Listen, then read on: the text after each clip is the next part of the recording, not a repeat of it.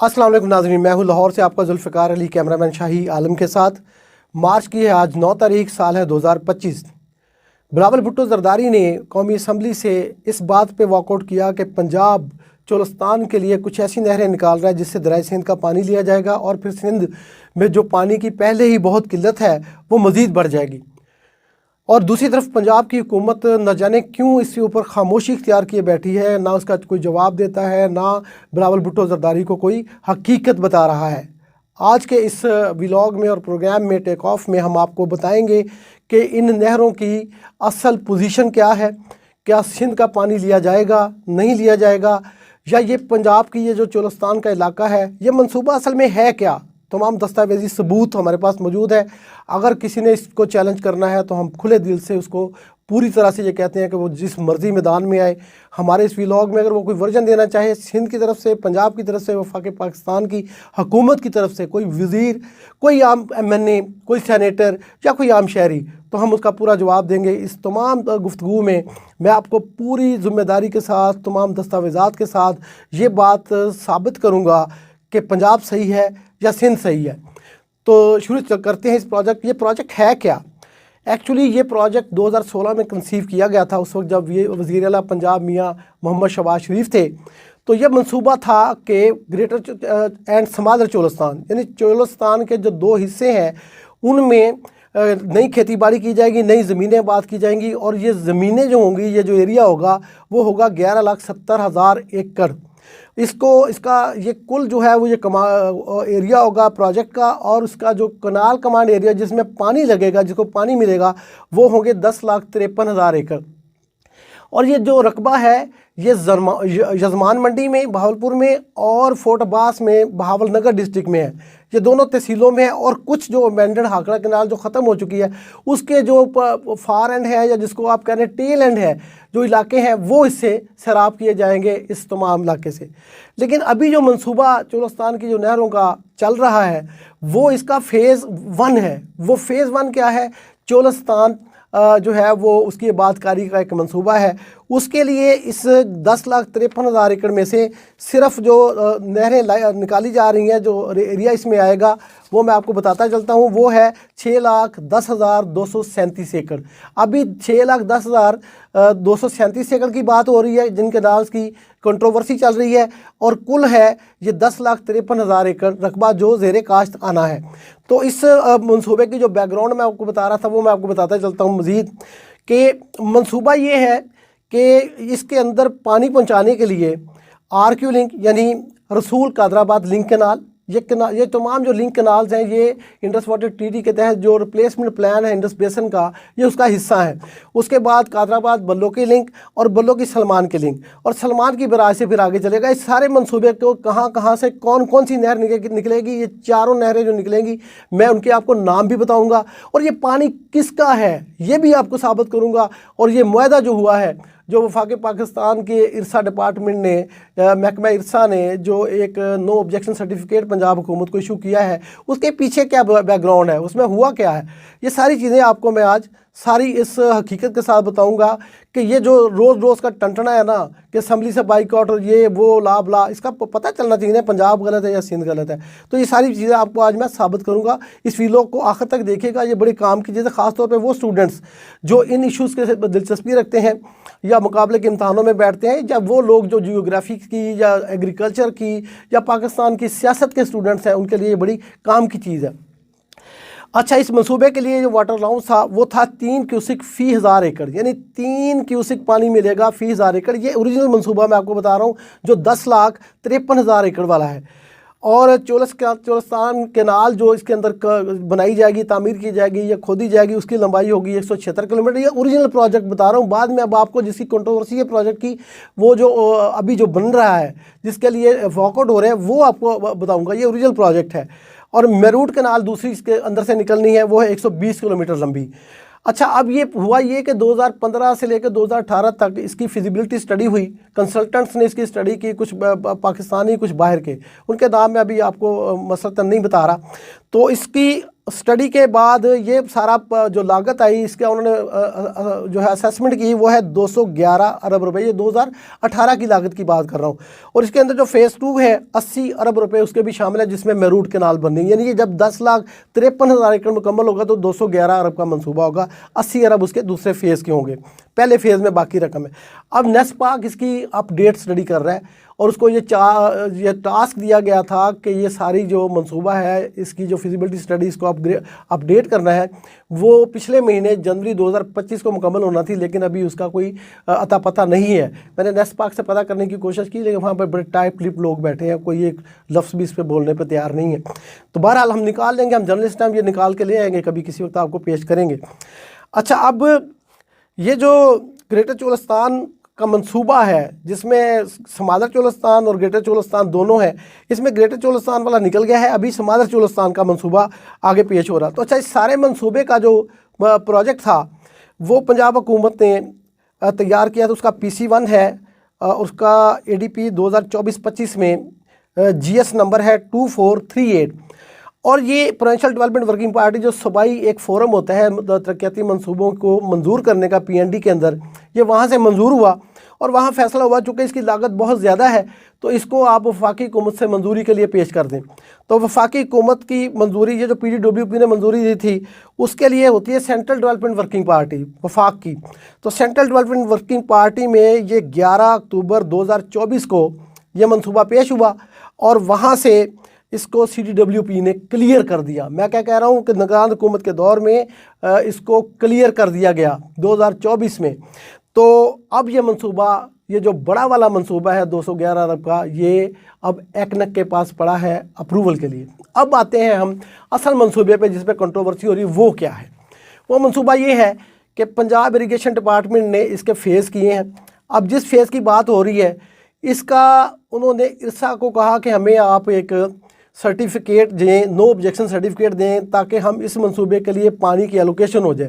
क्योंकि पाकिस्तान में industry river system authority या इरसा एक ऐसा इदारा है जिसमें चारों सूबों की नुमाइंदगी है और चारों सूबे मिल के बारी बारी रोटेशन में इसका चेयरमैन लगता है और चारों सूबे मिल के जो फैसला करते हैं अक्सरीती राय से वो इम्प्लीमेंट हो जाता है।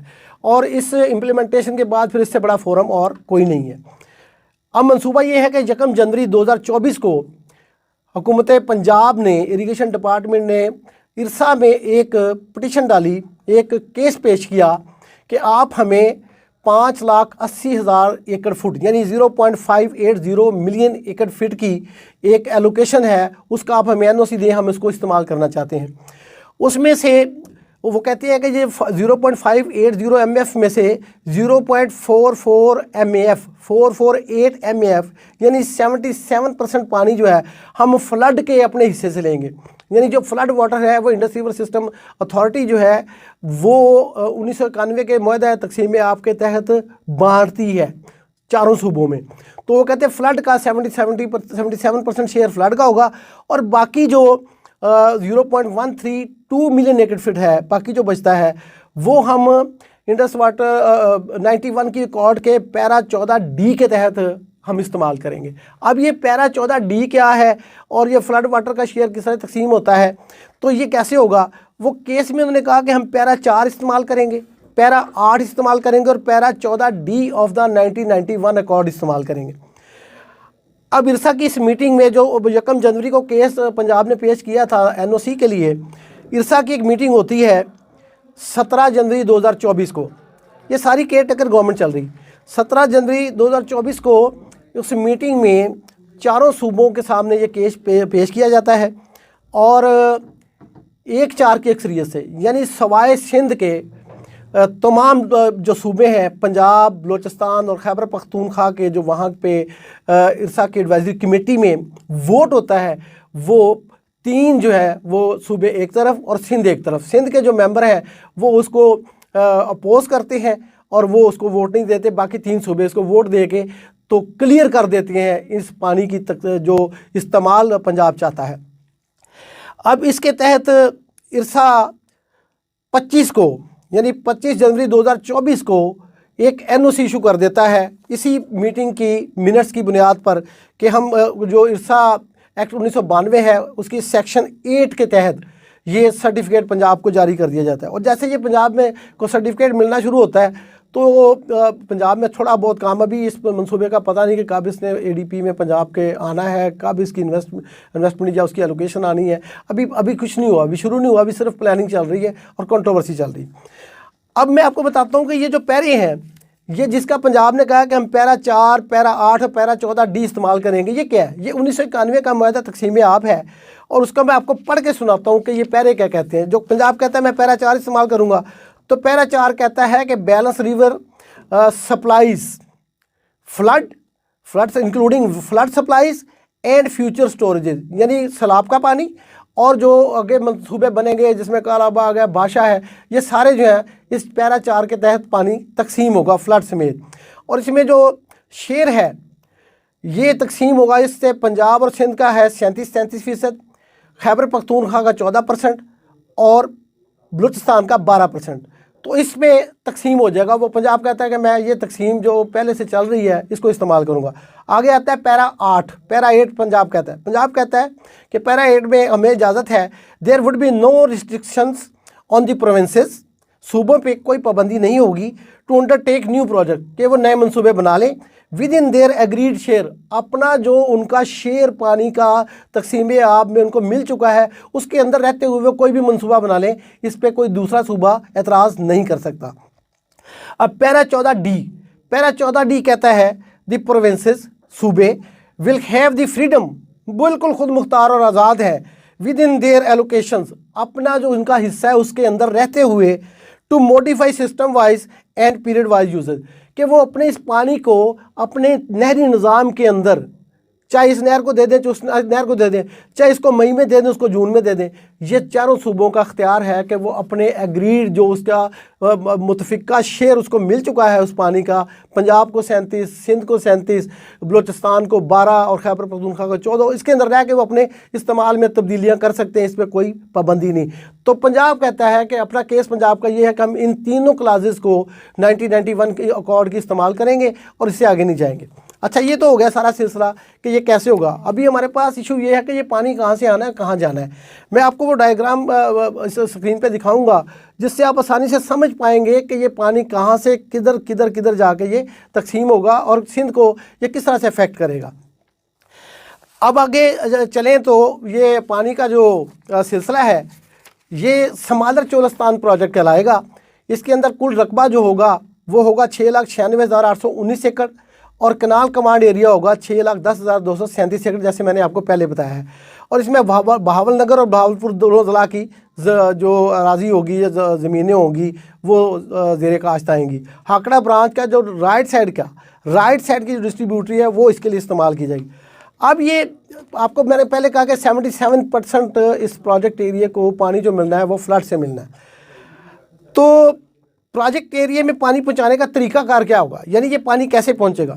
तो इसके लिए पहली बात तो ये है कि ये रसूल कादराबाद लिंक आप स्क्रीन पे देख रहे हैं। रसूल कादराबाद लिंक जो कैनाल है ना बड़ी वाली, उसके अंदर यानी जेलम का पानी रसूल बराज है मंडी बहाउद्दीन पे, दरिया जेलम के ऊपर, वहाँ से ये पानी निकलेगा और कादराबाद में पहुँचेगा। कादराबाद बराज पे आएगा। कादराबाद बराज दरिया चनाब पर है, तो चनाब का पानी ये कादराबाद से आगे फिर ये कादराबाद बल्लो की लिंक, यानी कादराबाद का पानी फिर ये बल्लो की कसूर के आगे गिरेगा रावी दरिया में, और रावी दरिया से ये BS लिंक यानी बल्लो की सलमान की लिंक, बल्लो की से ये सलमान की उकाड़ा पर जाएगा, तकरीबन उकाड़ा से थोड़ा सा आगे।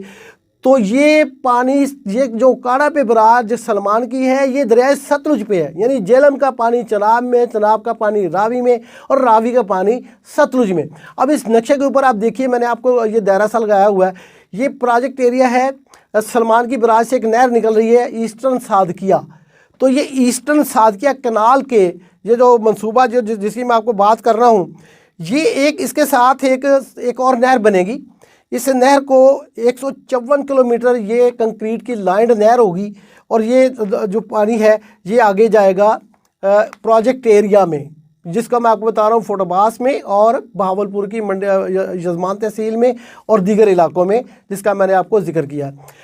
अब ये जो मेन कनाल है इसके ऊपर एक हेड रेगुलेटर बनेगा, जिसको वो कह रहे हैं कि ये ईस्टर्न सादिया के की लेफ़्ट साइड पे कनाल बनेगी और सलमान की बराज पर अलहदा इसका एक अलहदा हेड रेगुलेटर बनेगा जो ईस्टर्न सादिया कनाल से, ये नई नहर जो कनाल 154 किलोमीटर लंबी है, ये वहाँ पे जाएगी। और इस कनाल से आगे 4 नहरें निकलेंगी, उनके नाम मैं आपको बता देता हूँ। एक है न्यू फतेह कनाल, एक है न्यू मुराद कनाल, और तीसरी है न्यू हाकड़ा कनाल, और चौथी होगी हरन कनाल। ये 4 नहरें इस बड़ी नहर से फ्लड का पानी लेके कैरी करके तो प्रोजेक्ट एरिया में जहाँ पे 6,10,237 एकड़ ज़मीन इसका इंतज़ार कर रही है वहाँ पहुँचेगी और वहाँ पे लहलहाते हुए खेत बनेंगे।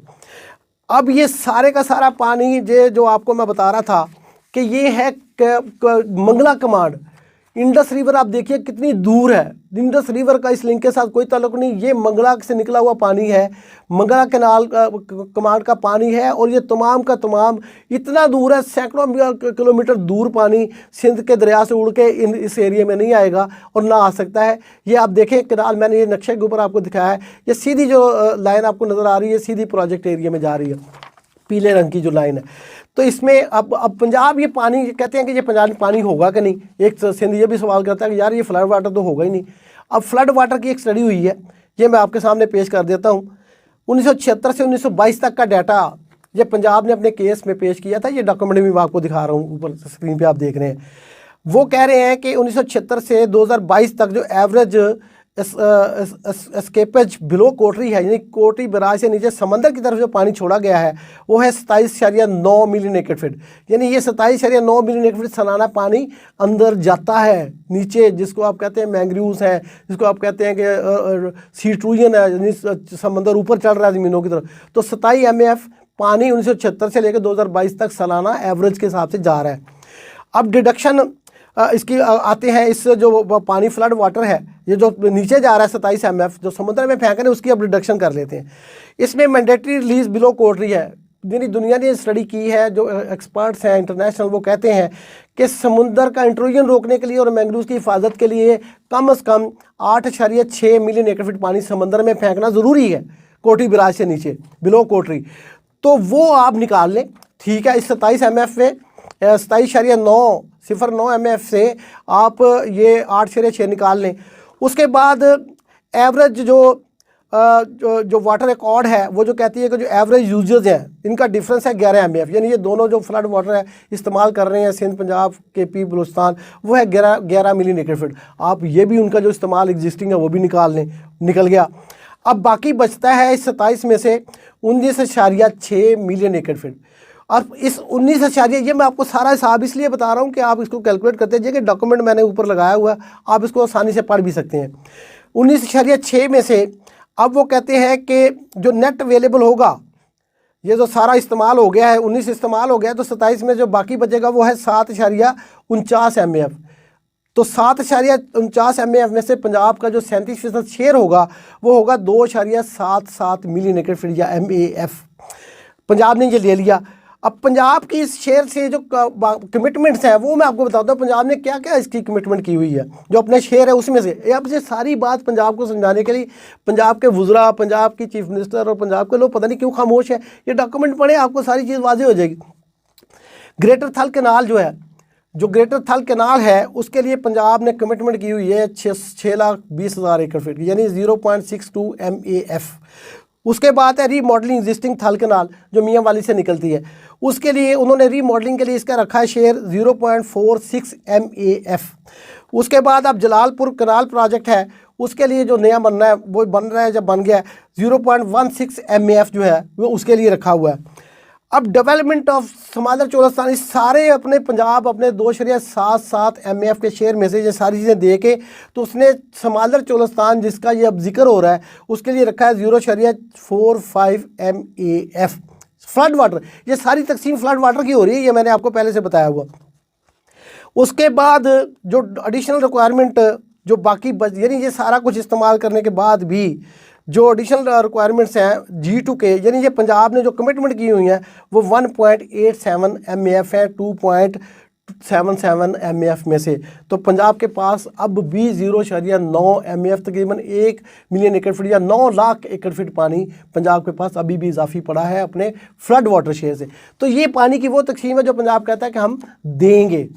अब मसला ये बनता है कि ये पंजाब का अपना पानी है तो सिंध को क्या तकलीफ है। सिंध को मैं कहता हूँ बिलावल भुट्टो जरदारी साहब फ़ौरन मुराद अली शाह साहब को तलब करें इस्लामाबाद, उनसे कल ही बुलाएं उन्हें, आज 9 तारीख है, 10 तारीख को ही बुलाएं और उनसे पूछें कि यार ये तुम क्या कर रहे हो, वफाक पाकिस्तान को बिला वजह ख़तरे में डालने की भला क्या ज़रूरत है। पहले ही देखिए बलूचिस्तान में और KP में क्या हालात हैं, पाकिस्तान के दुश्मन ईस्टर्न और वेस्टर्न बॉर्डर पे चढ़े हुए हैं, तो क्या पाकिस्तान के अंदर आपको बिला वजह से नॉन इशूज़ के ऊपर असम्बलियों से बाइकआउट करने की ज़रूरत है?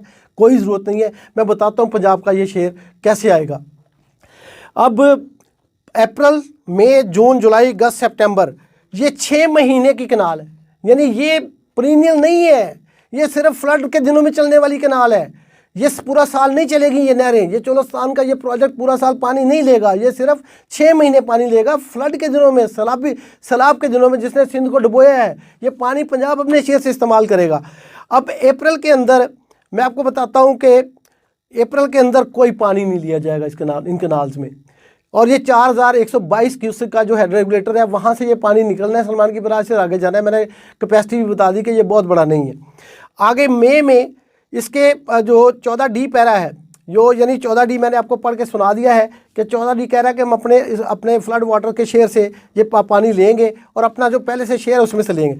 तो सिर्फ पहली जो 10 डेली होगी मई की, उसमें कुछ नहीं लिया जाएगा। दूसरी जो 10 डेली होगी, यानी आप समझे कि 11 मई से लेके और 20 मई तक, उसमें 30 क्यूसेक, फिर तीसरी 10 डेली में 60 क्यूसेक, और उसके बाद जून में पहली 10 डेली में 675 क्यूसेक, और दूसरी 10 डेली में 845 क्यूसेक। ये मैं आपको स्क्रीन पे भी ये सारा दिखा रहा हूँ चार्ट, आप इसको पढ़ भी लीजिए, ये डॉक्यूमेंट है, ये ऑफिशियल डॉक्यूमेंट है, इसको चैलेंज नहीं किया जा सकता। और तीसरी 10 डेली में जो है वो 870 क्यूसेक पंजाब अपने फ्लड वाटर से लेगा। ये मई जून के दिनों की बात हो रही है। अब आते हैं जुलाई के अंदर पैरा 4 है फ्लड, ये 14D है पंजाब का अपना शेयर, यानी मई जून में ये पंजाब अपने जो एग्जिस्टिंग शेयर उसमें से पानी लेगा। और जुलाई अगस्त जो है, जो फ्लड के महीने हैं, जुलाई अगस्त सितंबर, उसके अंदर ये लेगा पैरा 4 सैलाब का पानी है। तो जुलाई के पूरे महीने में ये 1437 क्यूसेक, 1926 क्यूसेक और 4122 क्यूसेक जुलाई के तीसरे 10 डेली में, 21 से लेके 30 जुलाई तक फ्लड वाटर के दिनों में ये कनाल जो है, ये जो पानी है, ये सबसे ज़्यादा लिया जाएगा। 4122 की उस फुल कैपेसिटी पे ये नहरें पानी लेंगी, और ये पानी वो होगा जो सिंध में जाके तबाही फेर रहा होता है। आगे चलें तो अगस्त में आ जाएँ, अगस्त में भी 3416 क्यूसेक, ये पैरा 4, ये सारा फ्लड है, ये फ्लड के हैं। और आखिर में आप सितंबर में आ जाएं जब फ्लड थोड़ा सा कम हो जाता है, लेकिन बारिशें चल रही होती हैं, तो ये सितंबर का जो पहला 10 डेली है वो तो पैरा 4 फ्लड वाटर चलेगा, लेकिन सितंबर के दूसरे 10 डेली में बारिशें कम हो जाती हैं और दरियाओं में पानी, सैलाब का पानी कम होता चला जाता है और तकरीबन नाम रह जाता है। अब यहाँ पे वो कह रहे हैं कि हम 14D इस्तेमाल करेंगे। 14D इस्तेमाल करने का मतलब ये है कि पंजाब अपने उस हिस्से से जो नॉर्मल हिस्सा है, फ्लड का नहीं है, उसमें से पानी लेगा, और वो पानी है 2760 क्यूसेक जो है वो तो दूसरी 10 डेली, यानी 11 सितंबर से लेकर 20 सितंबर तक, और फिर 21 सितंबर से 30 सितंबर तक लेगा 1437 क्यूसेक। तो ये 2 जगह पे सिर्फ 14D इस्तेमाल हो रहा है, एक मई और जून में और एक सितंबर के आखिरी 20 दिनों में।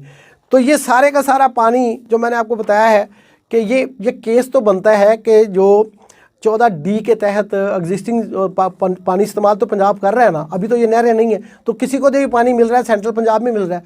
सेंट्रल पंजाब में ज़िला उकाड़ा है, कसूर है, लाहौर है और दूसरे ज़िला हैं, तो ये पानी उनका कटेगा। यहाँ शोर तो मचाना चाहिए सेंट्रल पंजाब वालों को, जिनका पानी कट के आगे चोलस्तान में जाना है, लेकिन क्या चोलस्तान पंजाब का हिस्सा नहीं है, पाकिस्तान का हिस्सा नहीं है? वहाँ पे अगर ये बेबाद बंजर ज़मीनें जो सदियों से पानी का इंतज़ार कर रही हैं, उनको नहीं मिलना चाहिए? बांट के खाने में भला क्या हर्ज है? तो ये आप पीछे डैम बनाएं, जिसका आपने, अब मैंने जिक्र किया कि पैरा 4 में लिखा है कि फ्यूचर स्टोरेजेस, तो फ्यूचर स्टोरेजेस बनाए ना, भाषा बनेगा तो आपको सिंध को सप्लाई बढ़ जाएगी। अब पंजाब में तो चनाब पे डैम नहीं बन सकता, प्लेन है, अगर कोई साइट नहीं है पाकिस्तान के अंदर। JLM के ऊपर छोटे मोटे डैम जो है वो बन सकते हैं, लेकिन मंगला बना हुआ है, उसकी कैपेसिटी बड़ी हुई है, उसमें जितना पानी आता है वो इस्तेमाल हो जाता है। तो मंगला कमांड के इस तमाम प्रोजेक्ट पे सिंध का बिलावल भुट्टो साहब कोई हक नहीं सल्ब होता। दरिया सिंध का पानी नहीं है। आप ऐसे करें ना, अगर पंजाब ने अपने चोलिस्तान के डेजर्ट के लिए नहरें बनाने का मंसूबा बनाया है तो आप मिठी और थर के लिए भी बनाएं।